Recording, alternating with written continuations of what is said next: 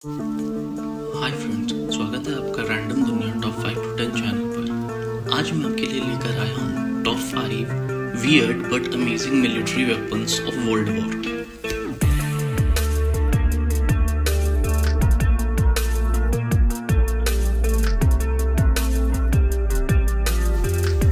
श्वेवर Gustav German railway gun प्रथम विश्व युद्ध के दौरान पेरिस पर बमबारी करने के लिए जर्मन द्वारा एक विशाल रेलवे बंदूक का इस्तेमाल किया गया था। इस तरह की एक विशाल हथियार की सोच 1936 में पुनर्जीवित हुई थी, जब एडोल्फ हिटलर ने पूछा हेड ऑफ क्रम्प आर्मामेंट से कि किस टाइप की गन मार्जिनट लाइन को डिस्ट्रॉय कर सकती है। बंदूक को श्वेवर गुस्ताव का नाम दिया गया। श्वेवर गुस्ताव एक 80 सेंटीमीटर की बंदूक है जिसका वजन 1350 टन था और यह 7 टन के गोले 47 किलोमीटर दूर तक फेंक सकता था। इसने सोवियत संघ में सेवास्तोपोल शहर के खिलाफ 47 राउंड फायरिंग की थी। इस प्रक्रिया में इसकी बैरल को भारी नुकसान पहुंचा था। क्रुप द्वारा निर्मित दूसरी बंदूक श्वेवर गुस्ताव II का कभी भी कार्रवाई में उपयोग किया ही नहीं गया।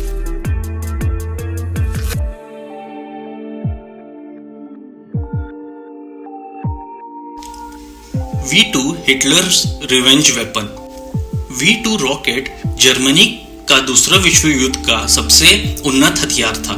इसका इस्तेमाल मुख्य रूप से लंदन और एंटवर्प के खिलाफ किया गया था और इसके खिलाफ कोई बचाव नहीं था। तकनीकी रूप से शानदार था, पर जितने इस पे पैसे खर्च हुए थे उसके हिसाब से ये हथियार बहुत कम नुकसान पहुंचाती थी। 3000 या उससे अधिक V2 द्वारा दिए गए विस्फोटकों की कुल मात्रा RAF बॉम्बर कमांड द्वारा एक ही बार में गिराए जाने वाले बॉम्ब की तुलना में बहुत कम थी।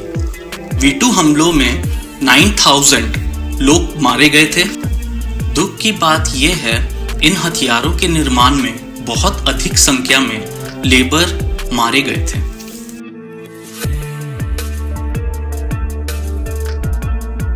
कामिकाज़ी जापानीज सुसाइड वेपन्स।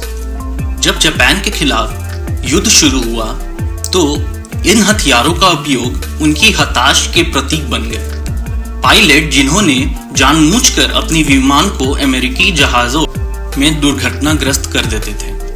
ओह का एक मानव युक्त रॉकेट संचालित उड़ने वाला बम था जिसे एक विमान में ले जाकर फिर अपने लक्ष्य के पास छोड़ दिया जाता था।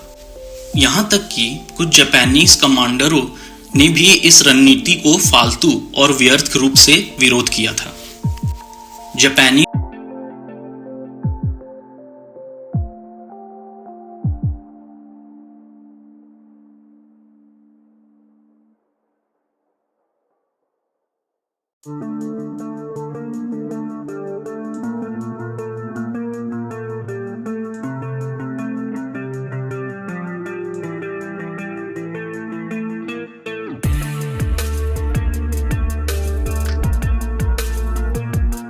इस वॉर बलून्स। एक्सिस देश से कोई भी पारंपरिक विमान उस तक नहीं पहुंच सकता था। हालांकि नवंबर 1944 से लेकर अप्रैल 1945 तक जापानीजों ने आग लगाने वाले या उच्च विस्फोट उपकरण के साथ मानव रहित गुब्बारे का उपयोग करके बमबारी अभियान का प्रयास किया।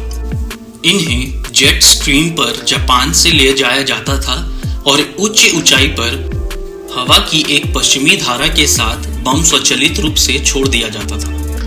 अमेरिकी और कनाडा के क्षेत्र में इस बम के जाने के बाद इसको छोड़ दिया जाता था। कुछ 9000 बम लॉन्च किए गए थे, लेकिन कुछ बम ही गिर पाए थे और अधिकारियों द्वारा केवल 300 बम गिरने के रिकॉर्ड हैं। नुकसान ज्यादा नहीं था, पर गुब्बारे से सबसे बड़ा खतरा जंगल की आग शुरू करने का था। German expendable miniature track wheel को रिमोट कंट्रोल द्वारा विस्फोटक ले जाने के रूप में इस्तेमाल किया जाता था। ये दो प्रकार के होते थे, बैटरी से संचालन होने वाले और एक पेट्रोल इंजन से चलने वाले, जो 100 kg डिवाइस को कंट्रोलर से 650 मीटर तक ले जा सकता था। अवसर पड़ने पर गोलियत का इस्तेमाल इमारतों, बंकरों और दुश्मन सैनिक और वाहनों के खिलाफ भी किया जाना था।